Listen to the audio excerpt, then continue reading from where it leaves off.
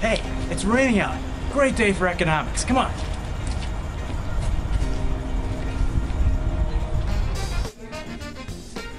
Today we're studying Chapter 8, and that means market structures. Remember, last chapter was Chapter 7, and that was business structures. So we're moving on.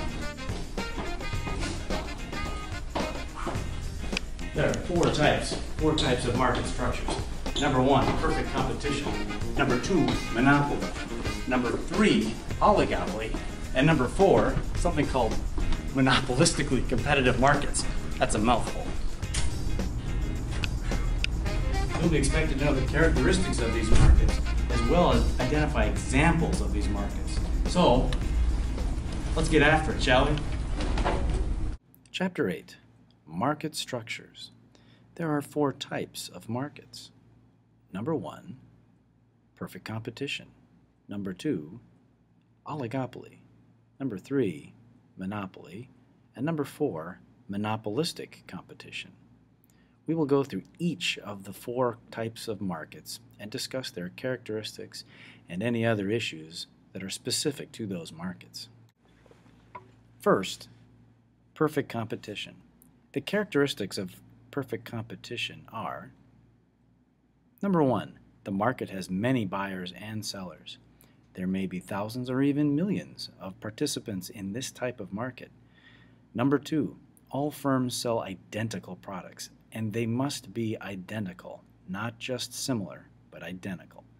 Number 3, buyers and sellers have the same information. There is no asymmetrical information that would give either the buyer or the seller an advantage. And number 4, there are no barriers to entry or exit in this type of market. Within perfect competition, we say that sellers are price takers. And that is because selling above equilibrium will not work. Suppose that you are a seller in a market for coffee. You decide to raise your prices.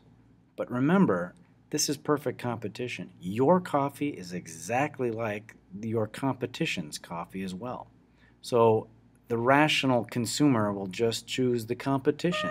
It is, after all, the exact same product.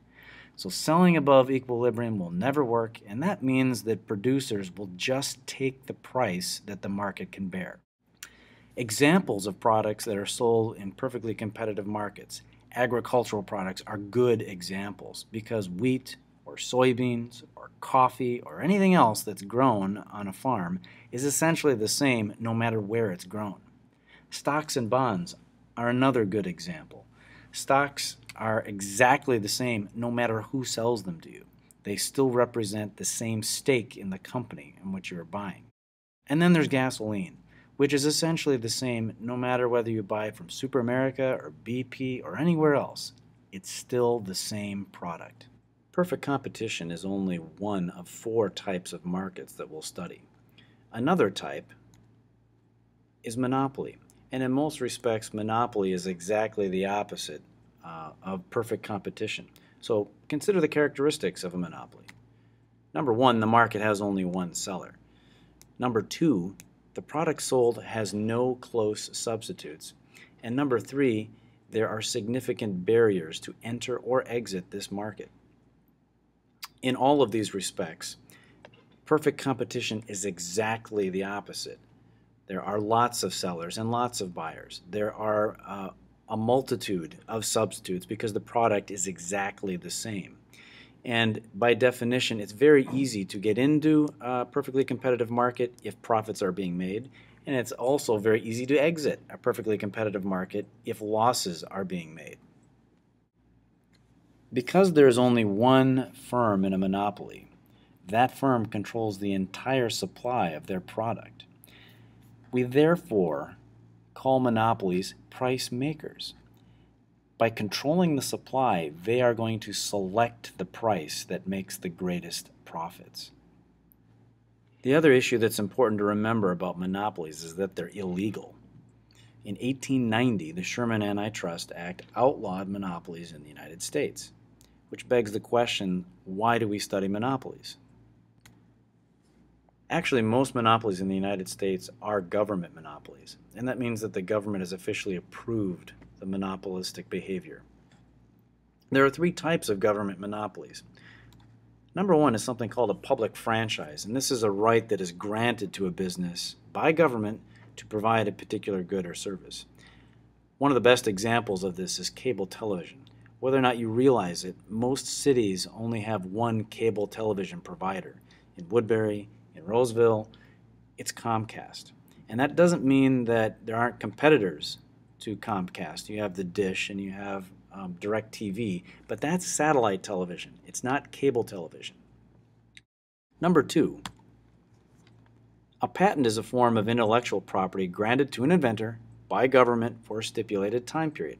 And a really good example of this type of monopoly is the pharmaceutical industry. And they spend millions of dollars every year researching and developing new drugs. They can then apply for a patent, and they alone have the right to sell that drug for a stipulated time period.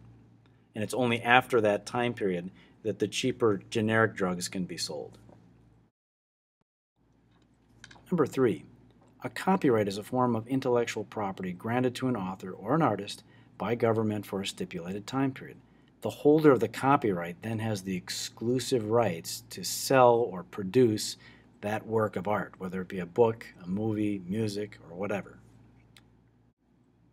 Apart from government monopolies, there is a second type of monopoly known as a natural monopoly. And this occurs when a business has an advantage that allows them to produce at an unusually low cost. In many cases, this is the exclusive ownership of a resource. A good example of a natural monopoly is AT&T, American Telephone and Telegraph, which was the only phone service provider for most of the 20th century. A competitor would have had to have built an infrastructure alongside AT&T's telephone poles and telephone wires in order to compete with them. The next type of market that we're going to study is called an oligopoly. And the characteristics of an oligopoly are: number one, the market has a few sellers, not many, not just one, so somewhere between a monopoly and perfect competition. A handful of sellers. Number two, the firm can sell either identical products, as in the case of perfect competition, or they can just have similar products. Number three, there are many barriers, generally speaking, to enter and exit an oligopoly market. An oligopoly can function as a monopoly if the producers successfully collude. To collude is to conspire to fix prices, which is prohibited by the Sherman Antitrust Act. If sellers successfully collude, then they act as a cartel, which is a group that has monopoly power. Cartels are typically short-lived because there's so much incentive to cheat. Perhaps the best example of an oligopoly is OPEC, the Organization of Petroleum Exporting Countries. Most of the member countries are in the Middle East, and Saudi Arabia is the single largest oil producer in the world.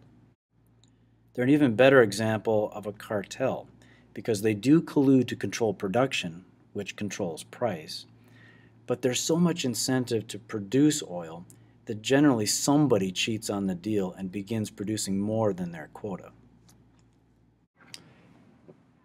The final type of market that we're going to study is called monopolistic competition.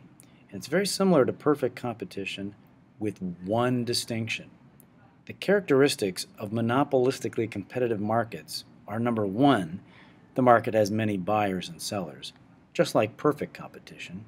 Number two, firms sell similar products, but not identical products. So this is a difference between monopolistic and perfect competition. And number three, there are few, if any, barriers to enter or exit a monopolistically competitive market. Because the products in a monopolistically competitive market are not identical, they are in fact unique. And it's this uniqueness that allows sellers to be price makers. Again, they will select the price that makes them the greatest profits. Sellers will also use advertising to differentiate their products. They will try their best to convince the consumer to buy their product as opposed to the competition's very similar but unique product. If you're looking for examples of a monopolistically competitive market, just consider whether or not you've seen a commercial for the product. If you have, the chances are that the producers are trying to product differentiate. So athletic shoes and fast food, these are good examples of products that compete in a monopolistically competitive market. When it comes to fast food, McDonald's has the Big Mac, Burger King has the Whopper, Wendy's has that square-cut hamburger. They're all similar, but each one has a special, unique take on the hamburger. Whoa! I'm really going like this. There we go. Hey, wasn't that exciting, folks? All right.